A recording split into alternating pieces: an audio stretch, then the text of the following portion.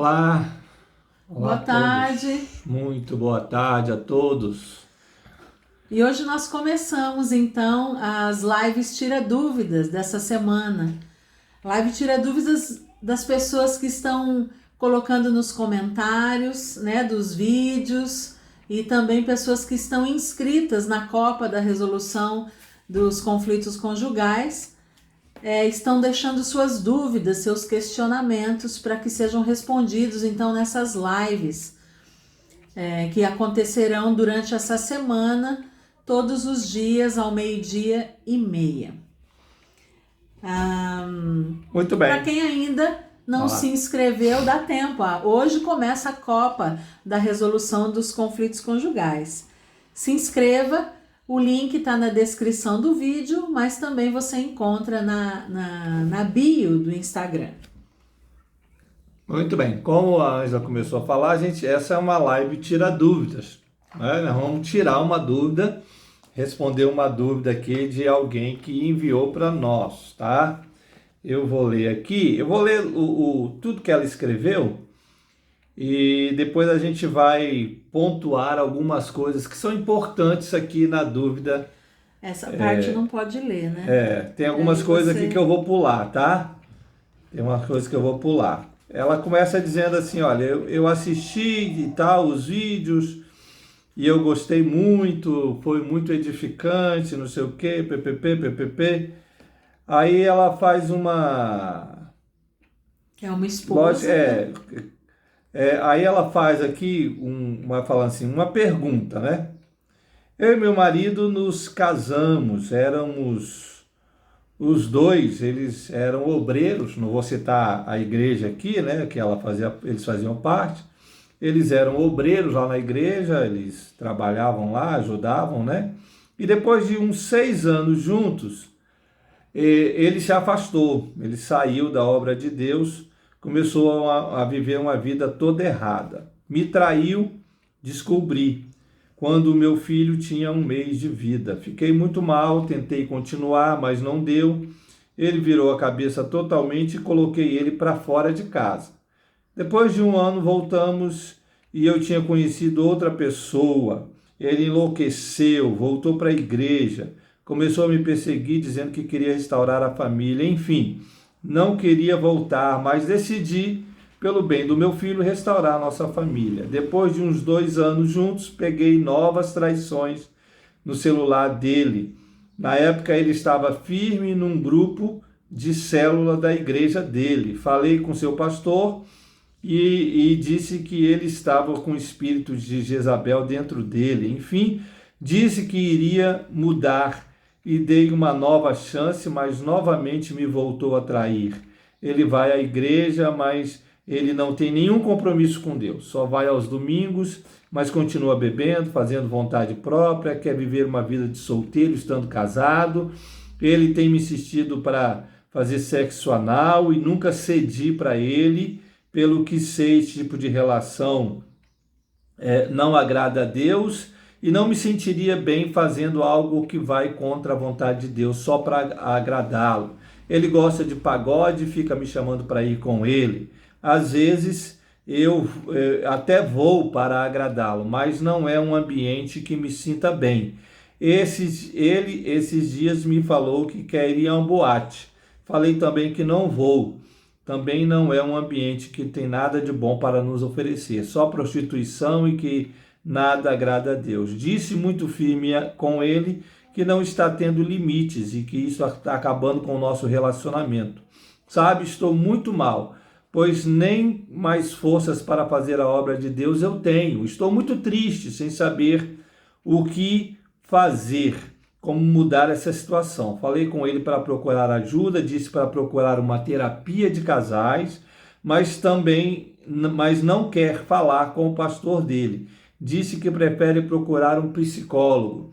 Como me posicionar numa relação onde o esposo sabe a palavra e quer me induzir a fazer as suas vontades, indo contra a minha fé? Então você tem aqui uma série de questões, uma série de dúvidas, e a gente vai começar pontuando algumas coisas que são importantes aqui.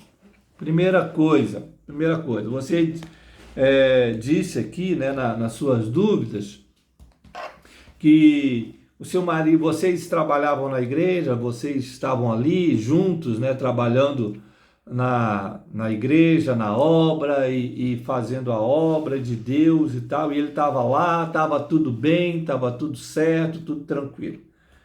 É preciso separar as coisas, porque estar na igreja não é estar em Cristo.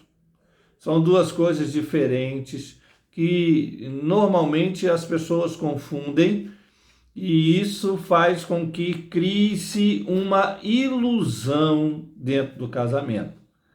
Às vezes algumas esposas casam com esposos, com maridos assim bem, vamos dizer assim, bem fiéis, né? Bem dedicados à obra, dedicados à igreja, e acha que ele está trabalhando na igreja, ele ter cargos lá na igreja, ele né, ter funções na igreja, e trabalhar bastante, ajudar o pastor, ser um obreiro, ser um diácono ou qualquer coisa, acha que isso blinda. O casamento está blindado, né? Nós não vamos ter problema porque nós estamos trabalhando na igreja. É preciso separar as coisas, porque isso faz com que você se descuide do seu casamento. Estar na igreja não quer dizer que o seu casamento está blindado. Nós já cuidamos até de pastores que estavam lá na obra, né, que vivem a obra do Senhor, que estão na obra do Senhor, que trabalham lá, mas que estavam com o casamento completamente destruído. E pastores que achavam que o casamento estava blindado, não é? Não precisava vigiar mais, não precisava regar mais o relacionamento, não precisava fazer mais nada. Por quê? É pastor, trabalha na igreja. E aí descuida. E nessa hora o diabo entra, né, para fazer a festa. É preciso separar. Estar na igreja não é estar em Cristo. São coisas diferentes. Olha o que aqui diz aqui o próprio Senhor Jesus, no Evangelho de João, capítulo 15, no verso de número 5. Olha o que ele diz. Versículo 5 ou do 1 de 1 a 5. Eu sou a videira verdadeira e meu pai é o agricultor. Todo ramo que estando em mim não der fruto, ele o corta. E todo o que dá fruto limpa, para que produza mais fruto ainda.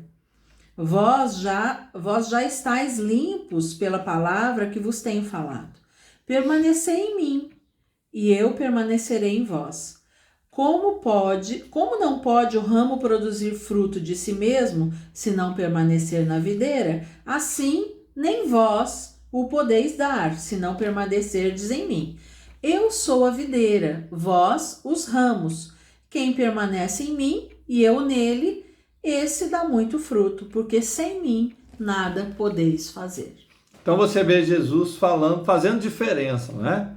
Jesus está falando aqui, é preciso permanecer em mim. Ele não cita a igreja, tá? Ele não cita nenhum tipo de instituição.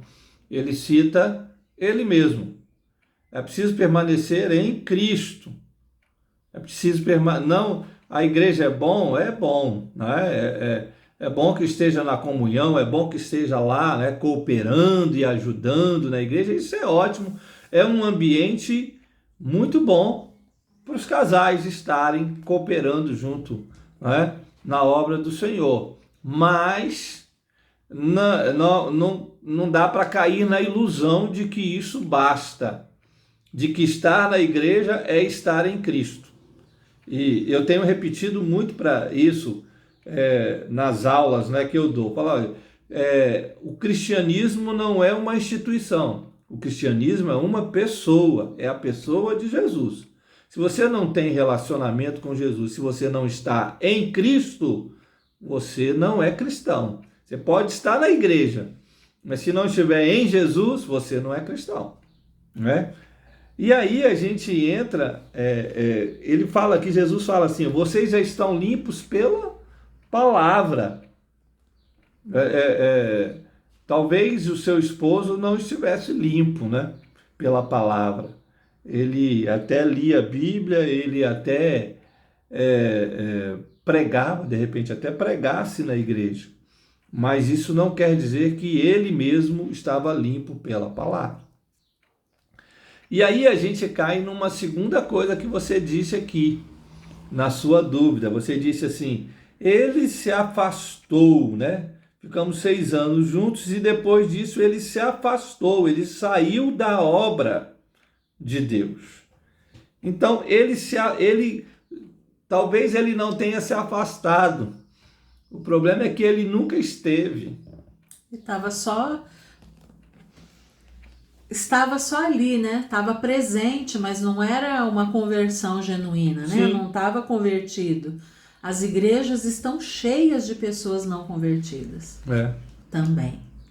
Né? Jesus diz isso lá em Mateus, no capítulo 7, quando ele fala que nos últimos dias as pessoas diriam assim, Senhor, em teu nome não fizemos muitos milagres, não expelimos demônios, em teu nome nós não fizemos muitas maravilhas, né? Não profetizamos, e nós fizemos tudo isso em teu nome.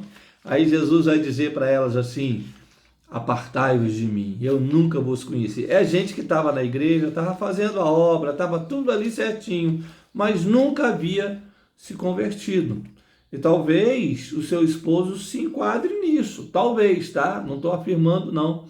Eu estou lendo aqui pelo seu relato, tá? Mas talvez ele nunca tenha se convertido de verdade ao Senhor Jesus. Olha o que diz lá o salmista, no Salmo 51, no verso 17. Sacrifícios agradáveis a Deus são o espírito quebrantado, coração compungido e contrito. Não o desprezarás, ó Deus. Então, ele fala aqui que o sacrifício agradável é o coração. Talvez seu esposo estivesse lá fazendo a obra de Deus, mas o coração dele não estava naquilo.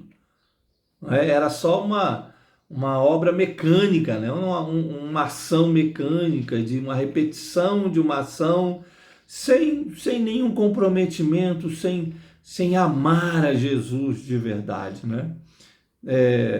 Muitas pessoas fazem isso por diversos motivos, tá? Alguns querem elogio, outros querem fama, outros querem dinheiro, outros querem, sei lá, alguma coisa, querem algum tipo de reconhecimento. Por diversas maneiras as pessoas fazem, que não é a maneira certa, né? Não é o coração compungido, seja humilde, o coração quebrantado, é isso que Deus quer. Se você faz a obra de Deus, mas não faz com o coração do jeito que o salmista está dizendo aqui, então, para Deus isso não vale, né? E talvez o seu esposo se enquadre nessa questão. Ele esteve lá fisicamente, mas espiritualmente o coração dele estava longe da obra de Deus de verdade, né? Uma outra coisa que você colocou aqui, e que aí a gente queria falar especificamente com você, foi quando você disse assim, coloquei ele para fora de casa. Coloquei ele para fora de casa, né? Você pegou ele no adultério lá, mas depois não deu certo, né? Fiquei muito mal, tentei continuar, mas não deu. Ele virou a cabeça totalmente e coloquei ele para fora de casa. Aqui começou o erro, tá? Começou o seu erro. Você não deveria ter colocado ele para fora de casa. Por quê? Porque a Bíblia diz que isso não deve acontecer. Simplesmente por isso, porque a palavra de Deus não te dá respaldo e nem autoridade para você colocar o seu esposo para fora de casa. Ora, mas eu peguei ele em adultério. Tá, mas a Bíblia diz que você pode fazer isso porque você pegou ele em adultério? Não. Nós estamos... Quem aconselha pela Escritura só pode usar a Escritura, não é? Só pode usar a Bíblia. A Bíblia é a nossa regra é a nossa lei, né? É nela que nós nos conduzimos. As nossas ações são baseadas no que a Bíblia diz, e a Bíblia não diz, olha, se você pegar o seu esposo em adultério, coloque-o para fora de casa. Você não encontra isso na Bíblia. Pelo contrário. Olha o que a Bíblia diz aí. Mateus 19, 6. De modo que já não são mais dois, porém uma só carne. Portanto, o que Deus ajuntou, não o separe o homem. Então, o que Deus ajuntou, não separe o homem. Você, o homem aqui, logicamente, no sentido de ser humano, né? De humanidade, de ser humano. Você não deve separar. Se Deus ajuntou, não é você que vai separar, não é? Então foi um erro, tá? Foi um grande erro colocar ele para fora de casa. Às vezes a gente fala isso com algumas mulheres que sofreram adultério e elas dizem para a gente assim, porque o senhor não está na minha pele, né? Porque vocês não estão na minha pele, vocês não passaram por isso.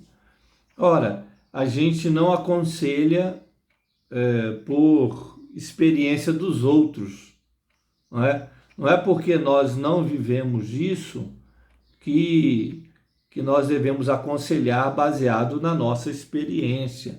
Mesmo se nós tivéssemos vivido isso, nós aconselhamos baseado na palavra de Deus.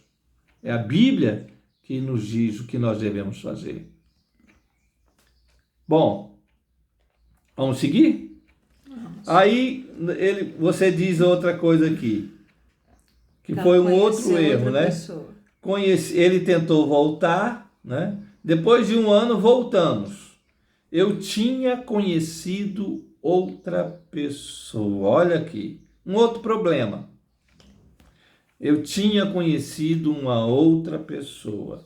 Ora, se você conheceu uma outra pessoa e continuava casado, mesmo que seu esposo estivesse fora de casa, isso é adultério. Mas não é isso que a Bíblia diz? A Bíblia diz que isso é adultério. Aquele que se junta com a casada está em adultério. E você ainda estava casada com o seu esposo, não é? Então, e outra, existe aqui uma banalização da aliança do casamento. Eu peguei ele em adultério, coloquei ele para fora de casa, então vou arrumar outro. É uma banalização de uma aliança que foi feita entre você e Deus e seu esposo. Você não pode banalizar isso como se fosse uma aliança qualquer que você quebra a hora que quer, do jeito que quer, na hora... Não. É muito sério o que foi feito. E esse quebrar uma aliança qualquer, hoje em dia é considerado qualquer, né? Mas há algum tempo, nem tão longe assim, a pessoa honrava com a sua palavra em qualquer situação, né? Quem dirá com Deus, né? A nossa palavra precisa ser honrada, né? Aquilo que a gente fala, nosso contrato, nosso combinado precisa ser honrado. Eu sei que não é o assunto aqui, mas é importante levar isso em consideração. Você falou assim, qualquer aliança, né? Mas quando nós prometemos, sei lá, um picolé para o nosso filho, nós devemos cumprir isso e ensiná-lo que aquilo que foi combinado deve ser cumprido, né? Uma promessa, seja promessa ou seja sua palavra. Se não for por alguma situação que impediu que aquilo acontecesse, nós precisamos honrar com a nossa palavra e precisamos resgatar esse valor, né, de honrar com os nossos compromissos. E aqui muito mais quando se fala do próprio Deus. Muito bem. Olha só o que o apóstolo Paulo diz lá em Efésios, capítulo 5. Paulo fala dessa seriedade dessa aliança do casamento. Efésios 5, 31 e 32. Eis porque deixará o homem a seu pai e sua mãe, e se unirá à sua mulher, e se tornarão os dois uma só carne. Grande é este mistério, mas eu me refiro a Cristo e à igreja. Então, olha, até o 32. Olha, o apóstolo Paulo está falando de casamento, ele está falando de deixar pai e mãe e unir-se à sua esposa. E ele está dizendo assim, olha, esse mistério, qual é o mistério? Esse mistério do casamento, de deixar pai e mãe, de se unir à sua esposa, isso eu estou me referindo a Cristo e à igreja, ou seja, é tão sério isso, que o apóstolo Paulo está comparando a nossa união com a união do noivo, Jesus, com a sua noiva, a igreja. Você imagina que Jesus vai banalizar a sua união, o seu casamento com a sua noiva, a igreja? Você imagina que Jesus vai quebrar essa aliança e vai botar a igreja para fora, não é? Por causa de um pecado que a sua noiva tenha cometido? Não, Jesus não faz isso. Já pensou que se Jesus fosse nos rejeitar todas as vezes que nós pecamos contra ele? Então, a sua união, ela deve refletir essa união de Cristo com a igreja. É para isso que nós estamos aqui como casados, né? Para refletir essa união. E o apóstolo Paulo diz, o mistério é esse, está revelado aqui, o mistério do casamento, eu quero revelar para vocês. Vocês devem representar, vocês devem, vamos dizer assim, imitar, muito bem, imitar Cristo, a união de Cristo com a igreja. Certo? Então, uma outra coisa aqui, depois você diz aqui que você não queria voltar, né? Você não queria voltar, mas decidi pelo bem do meu filho. Eu não queria voltar. Decidiu voltar com o marido, Decidiu voltar com o marido pelo bem do filho. Para restaurar a família. Para restaurar a família. Ótimo. Uma ótima decisão, né? A motivação só que não é a central, né? Você fez pelo bem do seu filho, também tá ótimo, tá bom isso. Mas a motivação não deve ser essa. Você não decide restaurar o seu casamento pelo bem do seu filho, ou pelo bem do seu esposo, ou pelo seu próprio bem, ou pelo bem da igreja, não é para isso. A motivação correta e a primeira eu decido restaurar o meu casamento para a glória de Deus, para glorificar o nome de Cristo, para que o nome de Jesus seja glorificado através do meu casamento. Essa é a motivação principal. Porque é o seguinte, se você decide pelo bem do seu filho, vá que seu filho não quisesse, né? Seu filho fosse maiorzinho assim, não quero que o papai volte, então você não voltaria? Então você não restauraria? Não é? É preciso pensar na glória de Deus, no que a palavra diz. O apóstolo Paulo diz isso lá em 1 Coríntios 10, 31. Quer comais, quer bebais, ou façais qualquer outra coisa, façam tudo para a glória de Deus. Essa é a motivação correta, né? Para qualquer coisa, lavar louça, passar roupa. É isso aí, qualquer educar coisa. Os filhos, repetir, né? Passar, dar aquela bronca, né? Quantas e quantas vezes ensinar e repetir tudo para a glória de Deus. Aquelas coisas assim que se tornam chatas e desgastantes do dia a dia, né? Eu sei que não se comparam a essa situação, mas cada um tem o calo em algum lugar, né?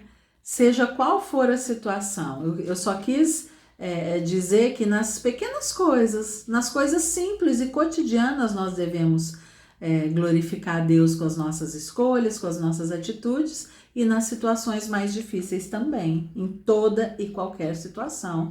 É isso que a palavra de Deus nos ensina. Muito bem.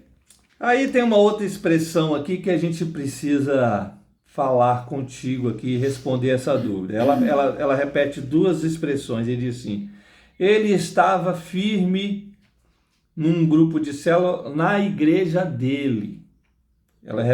Você repete essa expressão depois. Aí depois a outra expressão, falei com o pastor dele, com o seu pastor, né, com o pastor dele. A igreja dele, o pastor dele. Aí a minha pergunta é, como assim igreja dele, pastor dele? Não existe igreja dele, pastor dele, a igreja é de vocês. Se vocês não estavam juntos na mesma igreja, esse já é um erro.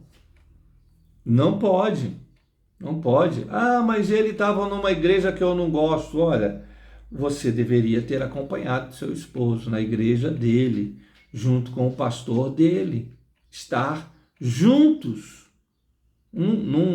Não há casamento que sobreviva quando um está na igreja e o outro está noutra.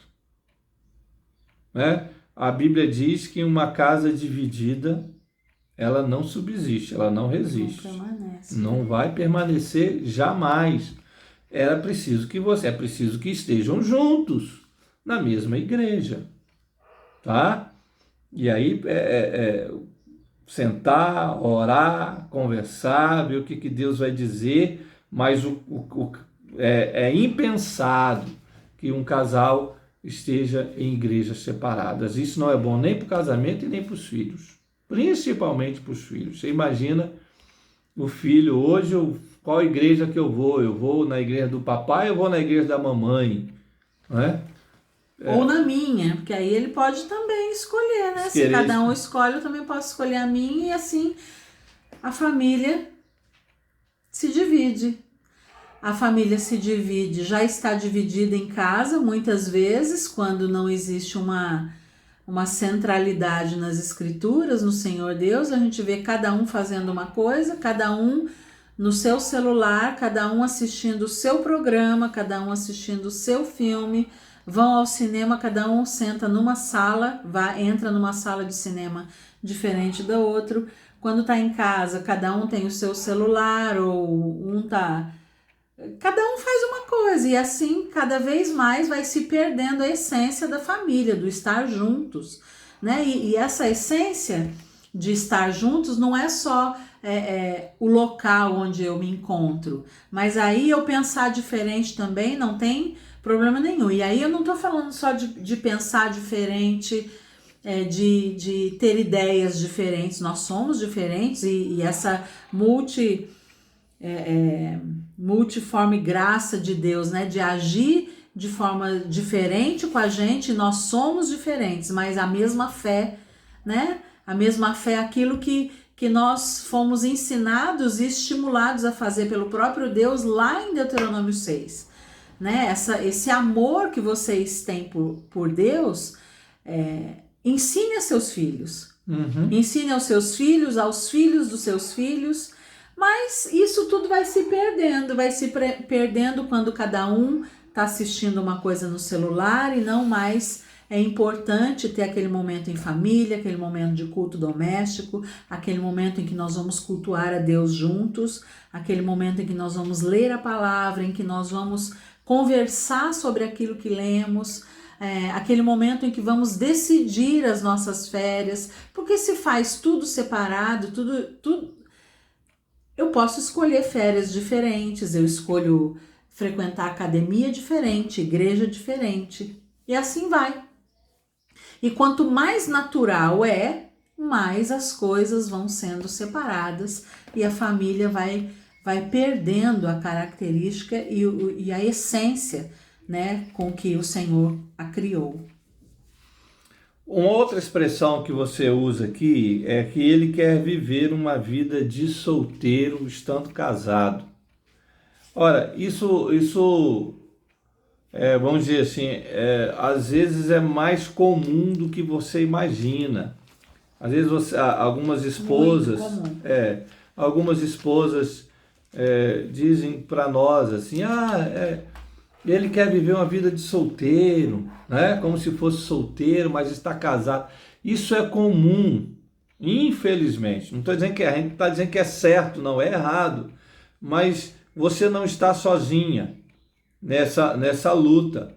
E aí entra, e é exatamente nesse momento que entra a sabedoria da mulher, que entra o que o autor de Provérbios chama de mulher sábia. Tá bom? Olha lá, leia aí, por favor. A mulher sábia, Provérbios 14:1, né? A mulher sábia edifica sua casa, mas a insensata com as próprias mãos a derriba. A sábia edifica a sua casa, a sua casa. E casa pode se entender por casamento, né? Porque o núcleo, né, do seu lar é o casamento. Sem casamento não tem casa, não tem família. É preciso entender que é a mulher que usa de sabedoria, ela vai ensinar, ela vai aconselhar o seu esposo até que ele pare de viver uma vida de solteiro, estando casado. Aí eu estava aconselhando uma jovem senhora casada que está com esse problema, tá? Problema de um marido que quer viver uma vida de solteiro estando casado. E a certa altura ela disse para mim assim, mas eu vou ter que ficar ensinando esse marmanjo a viver, a ser casado. Ele precisa saber, se ele casou, ele tinha que saber disso, né? Ora, a gente não entra no casamento sabendo de tudo. A gente vai aprendendo um com o outro. Tem coisas que eu ensino para ela, tem coisas que ela me ensina, e nós vamos mutuamente nos aconselhando e nos ensinando. E a esposa, quando a Bíblia diz que ela é auxiliadora, esse verbo aí, essa coisa da auxiliadora, né, de auxiliar, ele tem a conotação de aconselhamento, de ajudar. Então, se o seu marido não está vivendo uma vida de casado, é preciso que você o ajude. Não como mãe, né? Não dando bronca, né? A gente sabe que isso acaba acontecendo muitas vezes, mas nós, esposas, precisamos vigiar quanto a isso, né? Pedir a Deus sabedoria, escolher as palavras certas para poder exercer esse papel de auxiliadora sem desrespeitar a posição de liderança do nosso marido, sem ofender, né? Sem tratá-lo como filho, sim, né? Sem passar pito, dar bronca como filho, não, né? Existe a forma correta, a palavra certa, o momento certo, né? O momento certo até de não falar, mas as nossas próprias atitudes, isso também é bíblico. Né? A mulher santifica o seu esposo através do seu procedimento e ela também atrai o marido para o Senhor através do seu procedimento, do seu testemunho de temor a Deus. Tem várias formas, não só falando, mas pode-se falar também, tem o jeito certo, né, de falar. Bom, agora vamos ler um outro texto que é Gálatas, capítulo 6, a carta de Paulo, Gálatas, capítulo 6, no verso de número 1. O apóstolo Paulo, ele diz, o que ele diz aqui para nós? Irmãos, se alguém for surpreendido em alguma falta, vós que sois espirituais, corrige-o com espírito de brandura e guarda-te para que não sejas também tentado. Então, você pegou seu marido em algum pecado? Corrijam.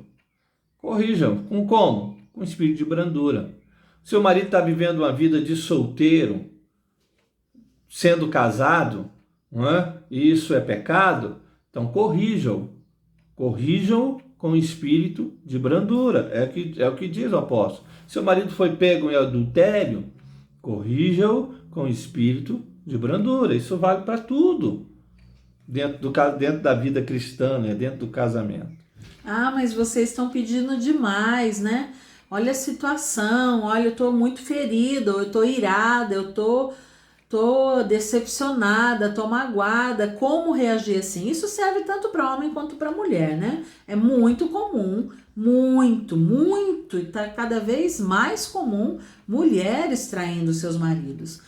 Como que eu vou? Eu não tenho sangue de barata, não, para mim chega, não aguento mais. Quando você vai lá em Hebreus, capítulo 4, versículo 16, você lê o seguinte: acheguemo-nos, portanto, confiadamente junto ao trono da graça, a fim de recebermos misericórdia e acharmos graça para socorro em ocasião oportuna.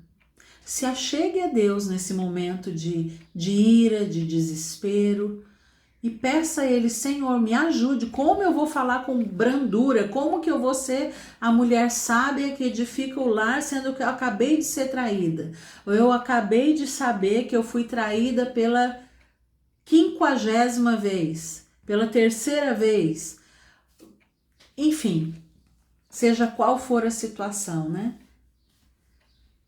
Como que eu vou conseguir ser? Realmente, você não vai conseguir, mas em Jesus você consegue.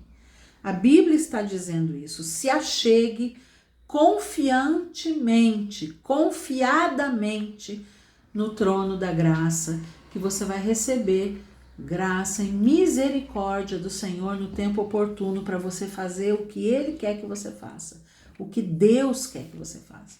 Nós conseguimos sim praticar a palavra de Deus, não porque somos mais espirituais do que outros que não conseguem, não, porque nós quando nós cremos e nos alimentamos da palavra de Deus e buscamos nele força para praticar a palavra dele.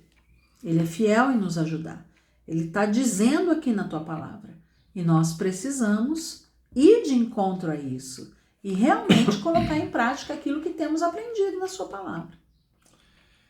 Muito bem, uma outra questão aqui que você coloca é que você diz para ele procurar uma terapia de casais. Aí ele falou que não quer, né? Ele falou, mas ele não quer e ele não quer procurar terapia de casais e disse que prefere procurar um psicólogo. Você fez uma pergunta, como me posicionar, né, numa relação dessa com o esposo, né? Cuidado, muito, mas muito cuidado com terapias de casais. Muito cuidado com aquilo que a psicologia diz. Nós devemos ter cuidado. A gente sabe que tem terapeutas e terapeutas, né? Psicólogos e psicólogos. A gente sabe que tem diferença da abordagem de um para outro. Mas é preciso tomar muito cuidado. Nós temos pego, assim, alguns casais em que psicólogos têm dito para eles se separarem. Se você não está sendo feliz no relacionamento, então separa logo e resolve esse assunto. Vai ser feliz para o outro lado. A resposta bíblica não é essa. Para as dificuldades e para os conflitos do casamento, a resposta bíblica não é essa. Nunca foi. O que nós precisamos é buscar em Deus. A última palavra não é do terapeuta, não é do psicólogo, não é do pastor, não é? A última palavra é do Senhor. A última palavra está na palavra, na Escritura Sagrada. E é lá que nós devemos buscar.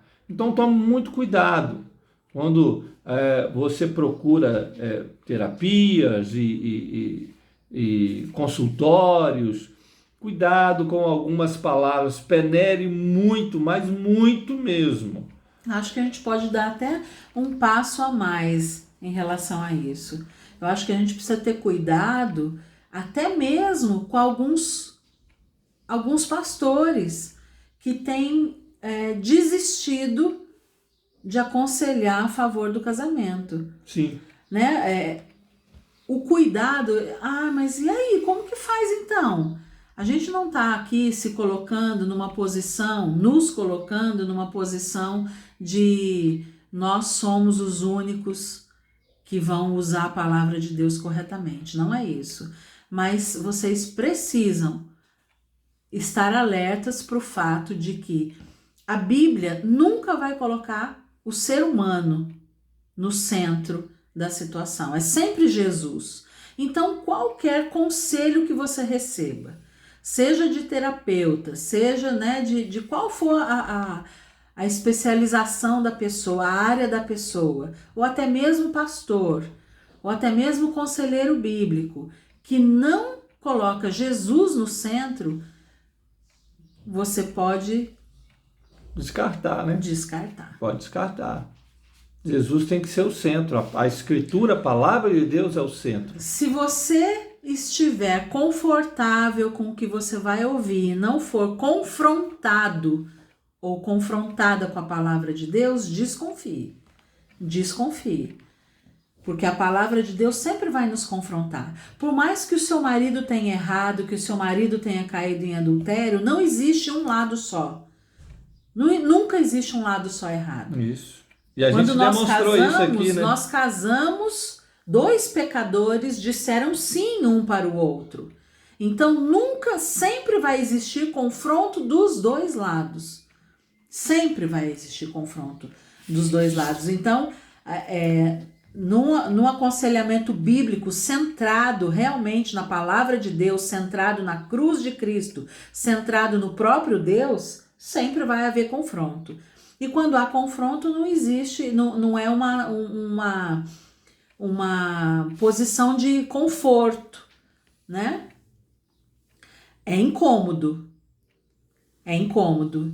E geralmente as pessoas acabam buscando aqui e acolá para ver se ela já está tão machucada e tão sofrida que ela quer encontrar um local de consolo, de consolo no sentido de conforto para aquilo que ela está passando. E a palavra traz, e ela é esse conforto e esse consolo, mas muitas e muitas vezes com confronto. Né? Eu tô indo para falar que o meu marido cometeu adultério e talvez eu vá ouvir alguns erros que eu também cometi.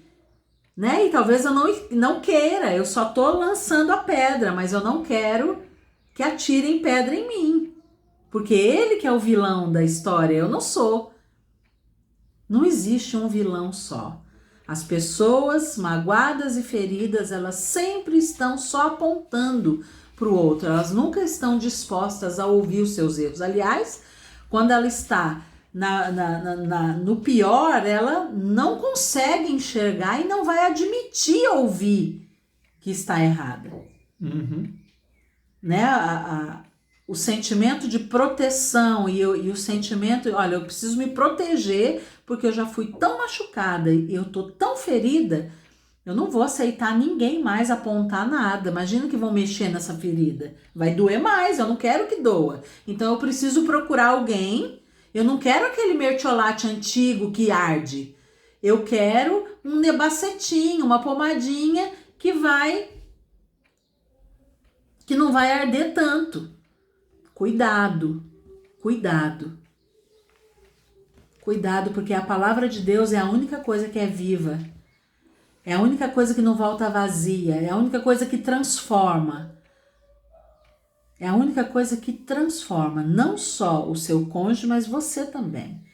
E quando existe crise num casamento, precisa-se de transformação do todo. Não é de um só. Os dois precisam ser transformados. Né? A palavra de Deus penetra juntas e medulas. Quem consegue fazer isso? Só a palavra de Deus. Só a ação do Espírito Santo na sua vida através da palavra de Deus. Conceitos da psicologia não vão conseguir fazer essa transformação. Vai ser só um alívio para aquela dor ali, mas transformação não. E talvez seja melhor. Se eu estou odiando uma pessoa, se eu estou irada, é muito mais fácil eu querer estar longe dela.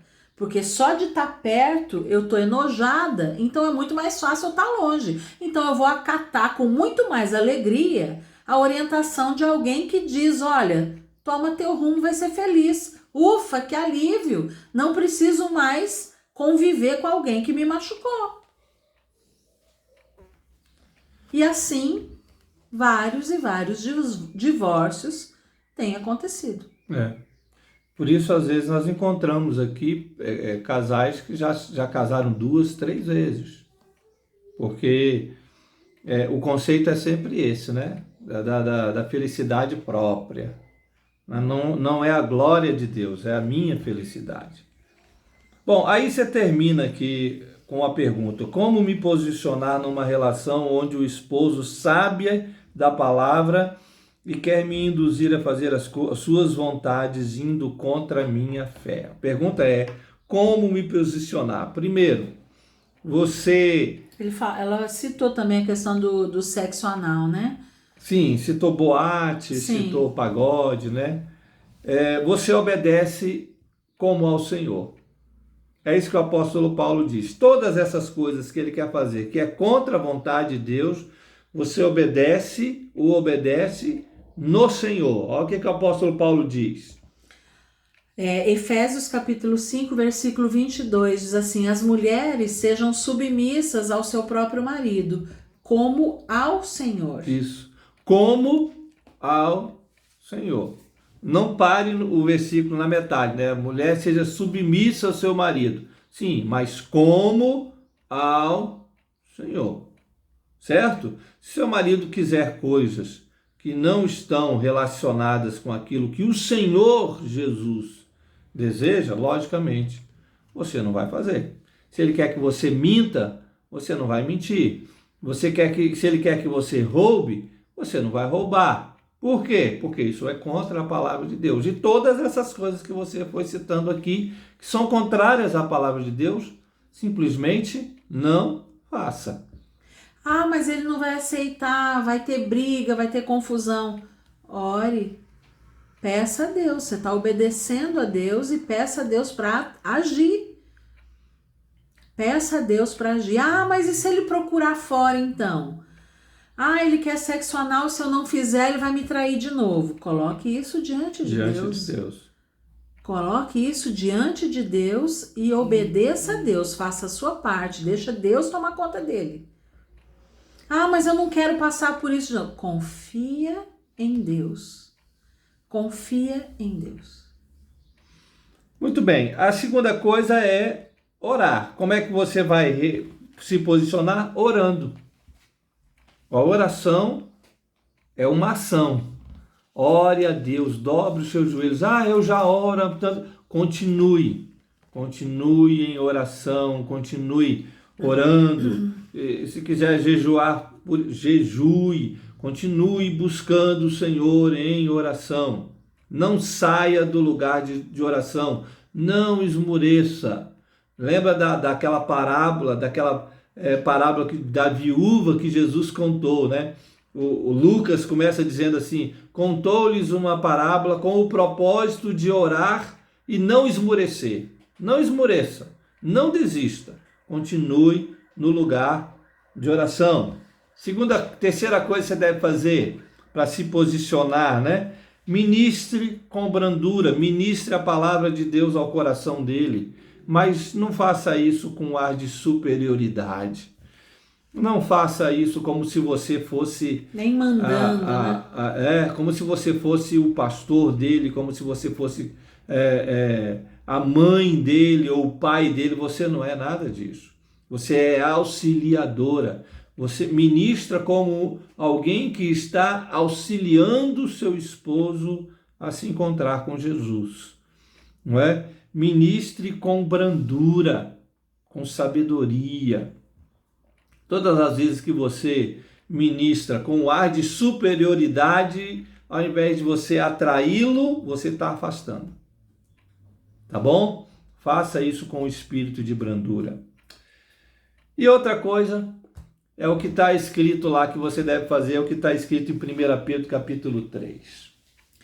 Versículo 1 e 2 diz assim: mulheres, sede vós igualmente submissas a vosso próprio marido, para que, se ele ainda não obedece à palavra, seja ganho sem palavra alguma, por meio do procedimento de sua esposa, ao observar o vosso honesto comportamento cheio de temor.